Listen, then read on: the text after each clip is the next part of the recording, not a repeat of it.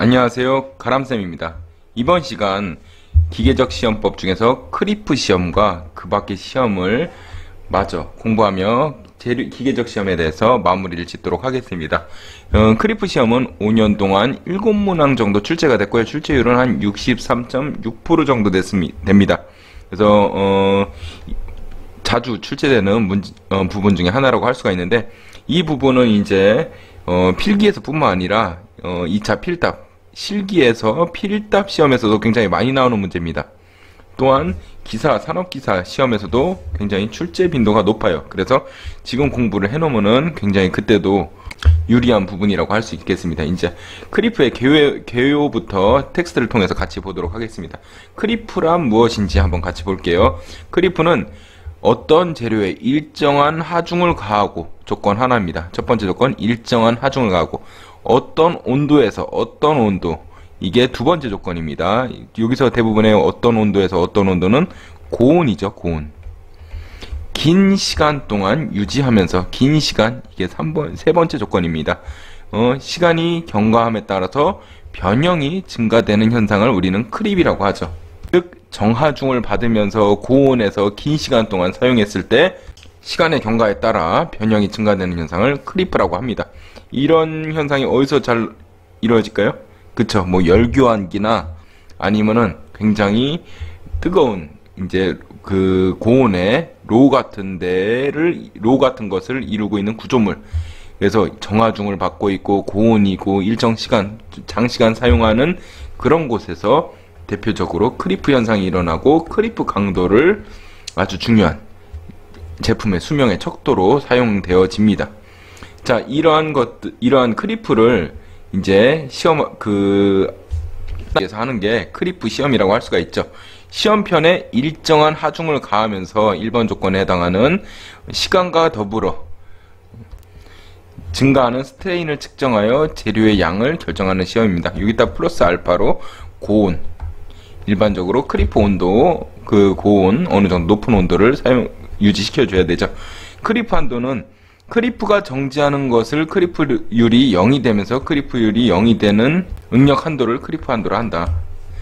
자, 크리프 곡선을 한번 보도록 할게요. 크리프는 Y축은 변형률을 이루고 있고요. X축은 시간을 이루고 있습니다. 그래서 초기에는 처음에 하중이 걸리면 초기 변형, 급격하게 변형이 이루어지다가 점점 멈춰집니다. 안정이 되어 여기가 이제 2단계 크리프라고 할 수 있고, 어느 정도 시간이 지남에 따라 급격하게 또 변형이 됐다 파단이 되는 이러한 양상을 띄우고 있죠.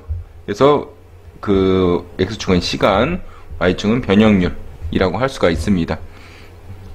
그래서 이 크리프 곡선을 굉장히 잘 받을 필요가 있습니다.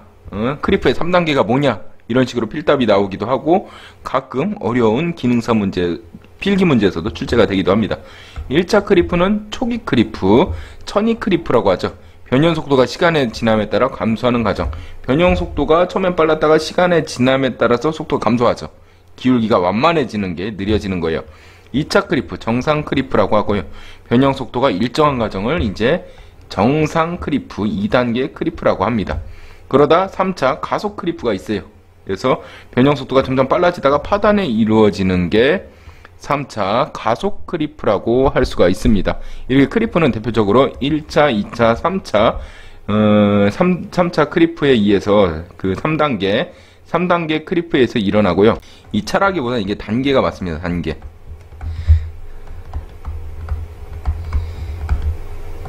차라기보다는 단계가 맞아요. 왜냐? 이게 그 어떤 재료들은 보면은 크리프가 여러 단계가 이루어지기도 합니다. 이런 식으로. 그래서 여기 1차 크립, 2차 크립, 3차 크립이라고 해요.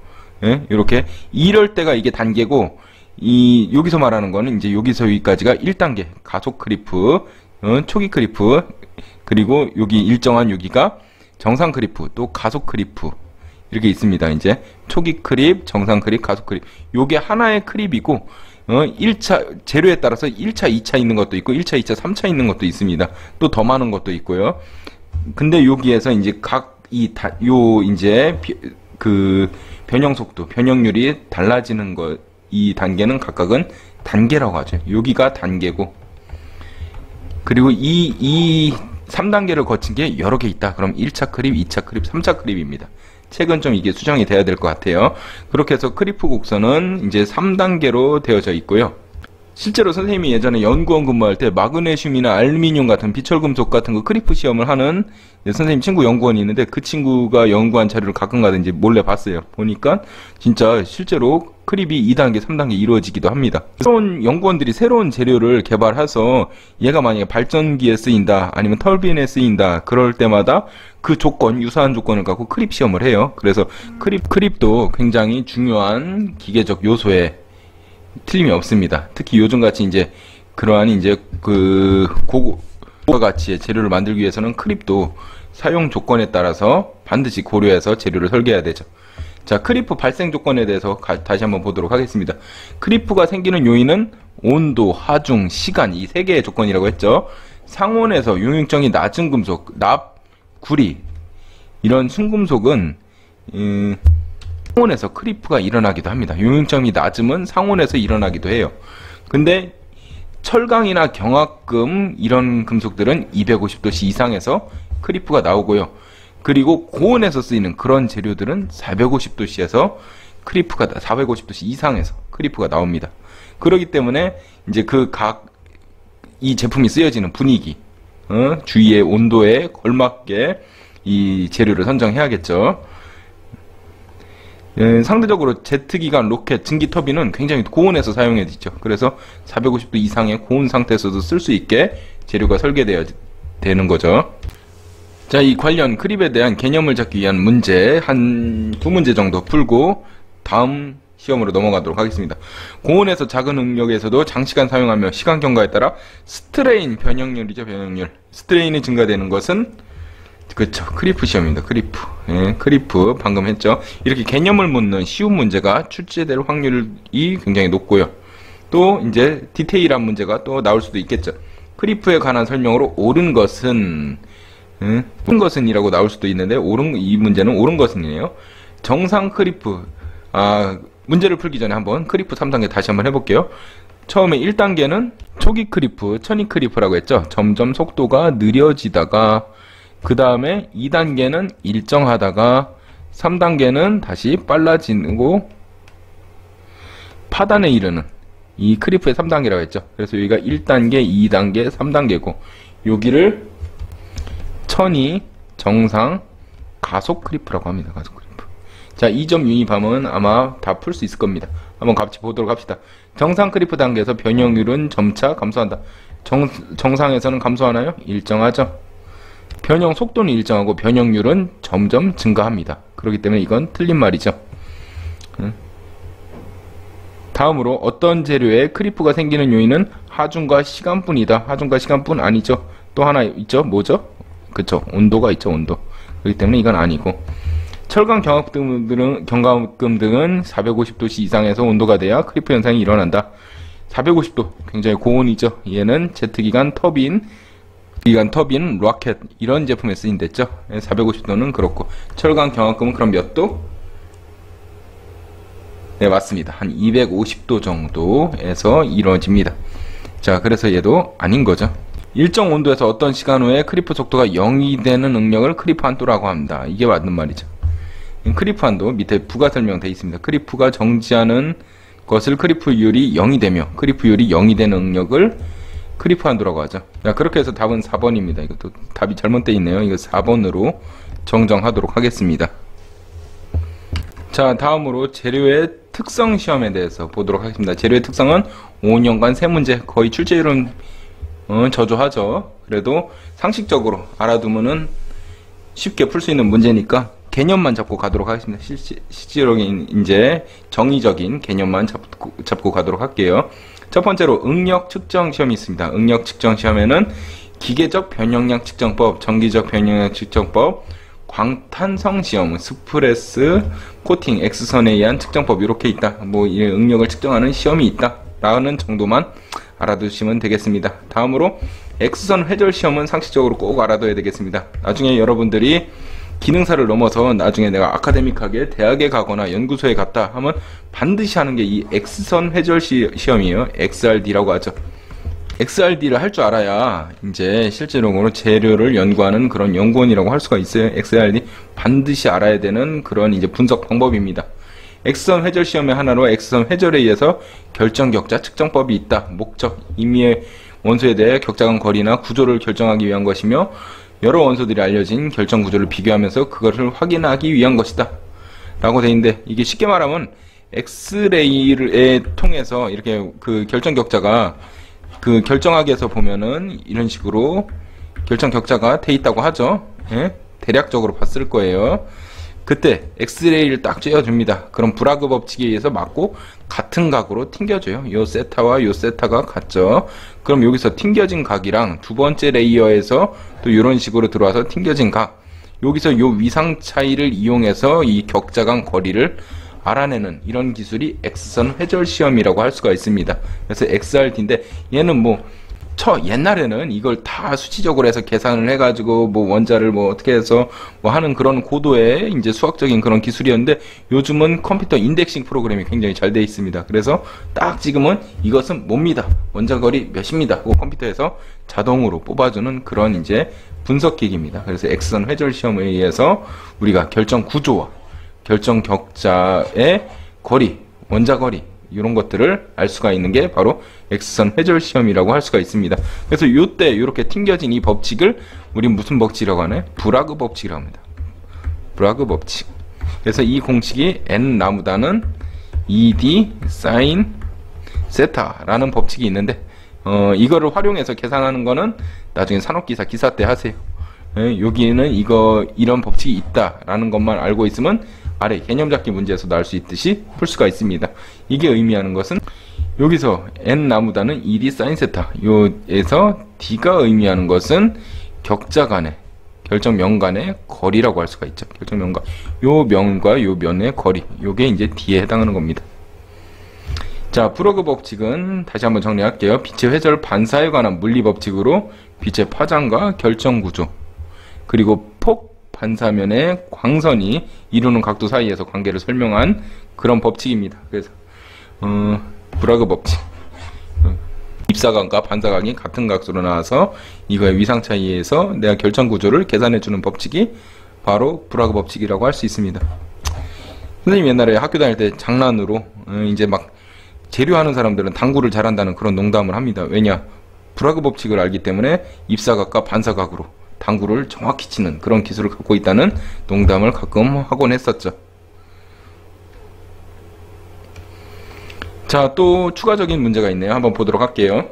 비금속 개재물 시험에서 개재물을 시험 재료로부터 추출하지 않고 검사하는 방법 중에서 개재물의 구조 해석이 가장 적합한 것. 구조 해석, 결정 격자, 상수, 이런 거 아는 거, 브라그 법칙, n 나무다는 ED 사인 세타. 이게 무슨 방법? XRD가 뭐? X선 회전법. 이렇게 알면 되겠습니다.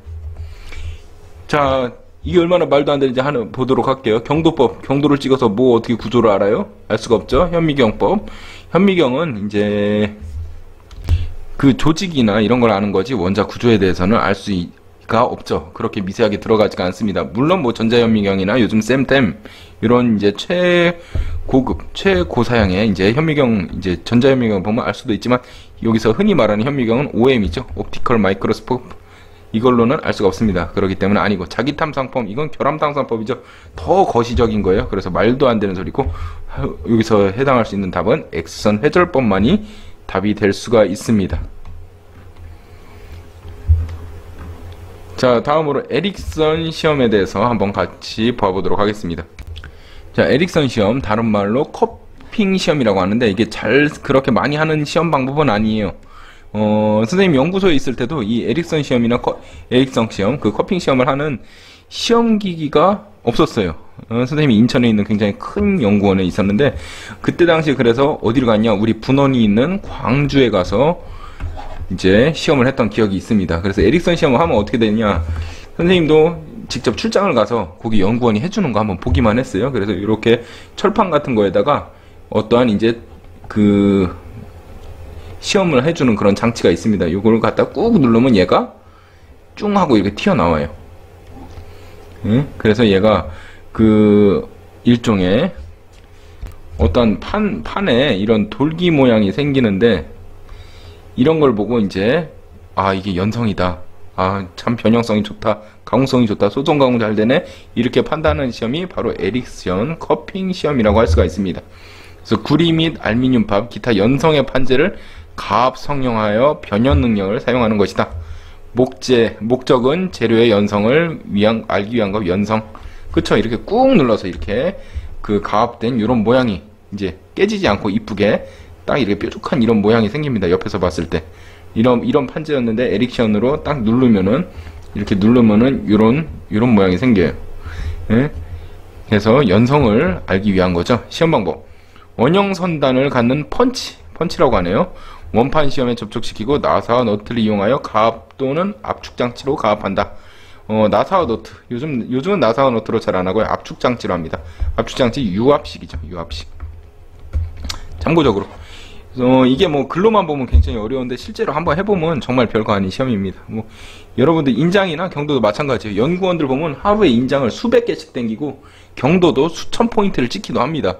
물론 요즘은 다 기계가 잘 돼 있어서 인장은 그때그때 시험체를 물려줘야 되지만 경도는 하나 10편 올려놓으면 자동 타점으로 여기서 여기까지 몇 포인트를 찍으라고 따다다닥 찍어 나가요. 그렇기 때문에 많이 자동화가 돼 있어요. 이 에릭션도 마찬가지고, 그때 보니까 굉장히 잘 돼 있습니다. 이제 오토 디텍팅 기능도 있고, 이제 쭉 하고 일정하게 이제 가압해서 변형시키는 걸 볼 수 있었어요. 시험기 및 시험 원리는 이제 커핑 시험은 안찌름 27mm의 펀치를 선단지름 10mm인 시험기로 주로 사용한다. 펀치 선단이 이제 그 10mm죠. 그렇기 때문에 10mm짜리를 쭉 눌러봤을 때 생기는 그 모양을 보고, 얘가 잘 변형이 되는구나, 연성이 좋구나. 쭉 눌렀을 때 찢어졌다, 얘는 연성이 안 좋구나. 쭉 눌렀는데 깨져버렸다, 얘는 취성이구나. 이렇게 판단하는 게 에릭션 시험이라고 할 수 있습니다. 시험 중 시편의 파단면이 보이기 시작할 때 컵 형상 깊이와 하중 측정자치로부터 측정한 하중값으로 시편 연성을 측정할 수 있다. 이거 뭐 측정 방법은 시험에 잘 나오지 않습니다.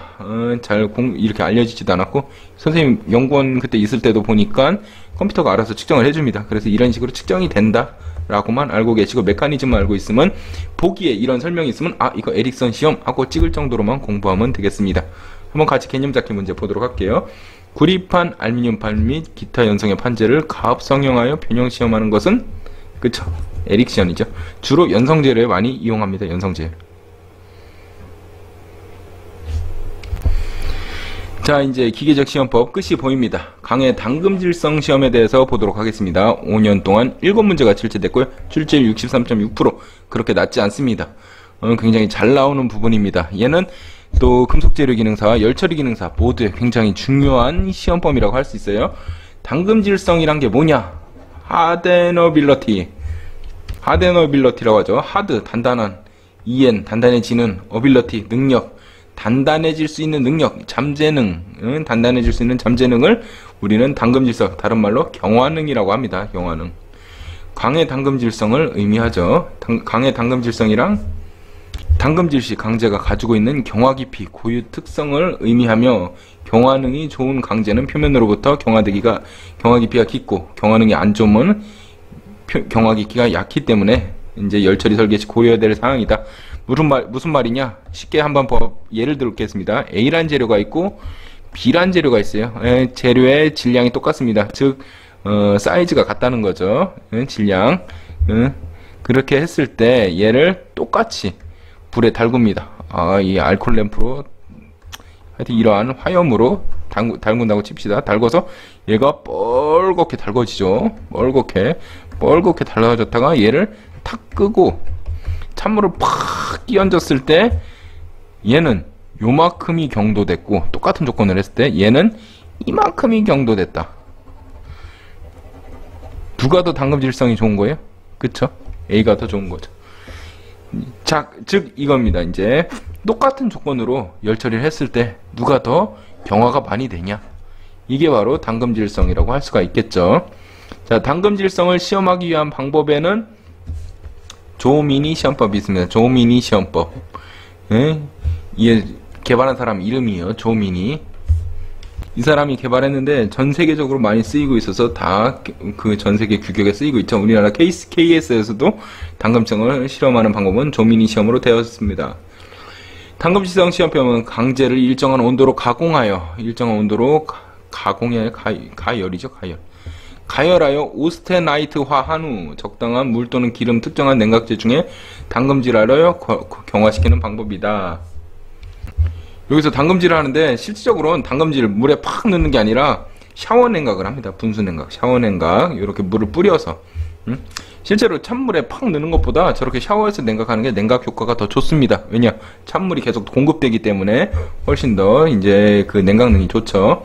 이때의 경화는 마르텐사이트 변태량에 좌우되며 마르텐사이트가 많이 생길수록 단단한 거죠.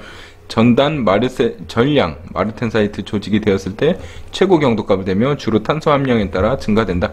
탄소가 많을수록 마르텐사이트 화학이 좋기 때문에 경화되기가 좋은 거죠. 그래서 여기 이거는 이제 시편을 여기 지금 시편이 이렇게 생겼잖아요. 이렇게 위에 껴져 있고 아래 이렇게 여기 위에 껴질 수 있게 턱이 있고 아래는 이제 불에 달궈서 얘를 쫙 식힌 건데 얘를 높여보면 이렇게 되는 거죠. 이렇게 그리고 저기 위에 껴진 저 부분이 이렇게 되는 겁니다. 이렇게.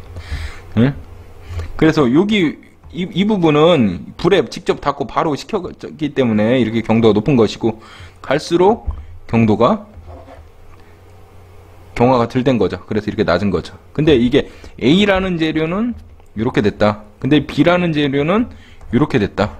그럼 B라는 재료가 좋겠어요? A라는 좋겠어요? 그쵸? A가 훨씬 더 경화능이 좋은 거죠. 이런 식으로 해서 같은 조건으로 열 처리해서 얼마나 더 단단해질 수 있느냐, 경화가 캔칭이 잘 되냐, 이걸 판단하는 게 바로 조민이 시험법, 당금질성 시험법이라고 할 수가 있습니다.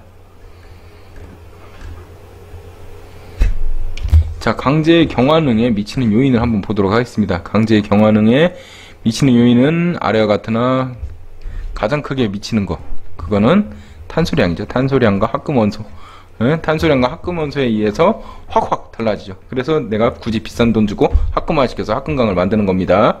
경화능 시험에 다른 조건을 가능한 한 균일하게 고정하고 강종에 따른 경화능을 비교 조사하는 것이 보통이다. 다른 건 다 똑같은 조건에서 그 가열과 냉각이 이루어져야 되죠. 그래서 그 미치는 요인에는 강종, 탄소랑 합금원소, 이게 제일 영향을 많이 미친다.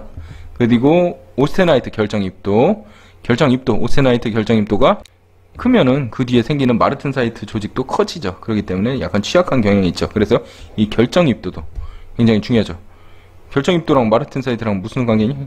만약에 오스테나이트가 이렇게 A라는 조직이 있고 오스테나이트 B라는 조직이 있다고 칩시다. 이게 결정입도가 틀리죠. 그 오스테나이트에서 마르텐사이트는 요 안에 이런 식으로 생깁니다. 이런 식으로 요 안에서 조각조각 이렇게 생겨요. 그러기 때문에 애초에 결정입도가 크면 마르텐사이트 조직도 커진 겁니다. 애초에 오스테나이트 결정입도가 작으면 마르텐사이트도 치밀해져요. 그러기 때문에 영향이 있죠. 그래서 오스테나이트 결정입도 굉장히 중요한 요소 중에 하나고요. 냉각제 및 냉각 방법. 근데 다른 재료를 비교하기 위해서는 냉각제 냉각 방법을 같이 써야겠죠. 똑같은 조건으로. 시험편의 크기와 모양, 이거는 뭐 때문에 틀린 거예요? 질량 효과 때문에. 질량 효과 때문에 시험체가 클수록 경화가 잘 안되죠. 비금속 개제물의 함유량도 영향을 미칩니다. 자, 경화능 측정 방법에 대한 관련 숫자기 문제 2문제 정도 풀어보도록 하겠습니다. 조민이 시험으로 알 수 있는 것은 입도 결과 측정. 입도 결과는 현미경 봐야죠. 어떻게 알아요? 경도 결과? 경도 찍어봐야죠. 어떻게 합니까? 조직 판별, 이것도 현미경 봐야죠. 당금질성을 알고 있는, 당금질성, 다른 말로 냉각능, 소입성, 다른 말로 경화능. 근데 요거는 좀 옛날 말이고요. 요즘 많이 쓰는 말은 당금질성이나 경화능, 그 중에서도 당금질성, 이걸 많이 씁니다. 영어로 뭐라고 했죠? 하드너빌러티. 그래서 조민이 시험법은 당금질성 시험법으로 강제를 일정한 온도에 가공해서, 가공은 가열입니다. 가열해서 오스테나이트화한 후 적당한 물, 기름 또는 특정 냉각제 중에 당금질을 해서 경화시키는 방법이다. 자, 경하는 곡선을 구하여 당금질성을 측정하는 시험법은, 그쵸? 조민이 시험법이죠. 당금질성을 측정하는 시험 방법, 조민이 시험법이라고 할 수가 있습니다. 자, 여기 여러 가지 시험법이 나오는데, 한번 참고적으로 할셀 시험법은 도금할 때 쓰는 도금 시험법입니다. 얼마나 도금이 잘 되냐, 이거를 측정하기 위한 시험법. 설퍼프린트는 황이 얼마나 분포되어 있냐, 이게 설퍼프린트법이고요. 세멘테이션법은 이런 뭐 시험법이라기보단 얘는 이제 금속 침투법이죠. 가공 방법입니다. 일종의 열처리 방법인데, 내가 표면에 원하는 성질을 부여하기 위해서 알루미늄이나 뭐나 이제 아연이나 이런 것들을 표면에 침투시켜서 그런 표면적인 성질을 띄게 하는 그런 가공 방법입니다. 그래서 얘는 측정 방법은 뭐 시험 방법은 아닙니다. 그래서 참고적으로 이렇게 할셀, 시멘테이션, 설퍼프린트법 잘 알아두시고, 조미니 시험법이 여기서 원하는 정답 경하는 곡선을 구하는 시험법이라는 거 알아두시기 바랍니다. 자, 여기까지 대장적의 금속재료 시험법 중에서 기계적 시험법을 모두 봤습니다. 기계적 시험법은 선생님이 전반적으로 다 봤을 때 뭔가 디테일하게 뭐 들어가서 계산을 하거나 산출을 해내거나 이런 문제를 나오는 데는 그렇게 많지 않습니다. 한 주요 시험법 한 2개, 3개, 인장, 경도, 뭐 이제 충격 이 정도만 계산 문제나 이런 게 나오고, 나머지 시험법은 주로 정의에 의해서 나옵니다. 뭐 시험 방법을 대충 알려주고, 이런 시험법은 뭐냐 하면 그 시험법을 찍어낼 수 있을 정도로 학습을 하면 되겠습니다. 아니면 반대로 시험법을 알려주고 이게 어떻게 시험을 하냐 하고 이렇게 나오던가, 아니면 시험 방법을 물어보던가 하는 그런 문제가 나올 거예요. 그렇게 어렵지 않습니다. 물론 시험범의 정의만 알고 있고 이게 목적만 알고 있으면은 충분히 풀어낼 수 있는 그런 문제들이 있고요. 가끔가다 좀 어렵게 있어서 이 시험법에 대해서 틀린 설명은 하면은 그 시험법에 해당하지 않는 그런 지문이 있을 거예요. 그걸 집어내면 충분히 맞출 수 있을 거라고 생각됩니다. 그래서 전반적으로 이 부분은 그렇게 난이도 있는 문제가 출제될 거로 예상되어지지 않고요. 우리 다음 시간부터는 이제 그 금속재료 시험법 중에서 조직 및 정량 검사 챕터 2를 같이 공부해 보도록 하겠습니다. 여기까지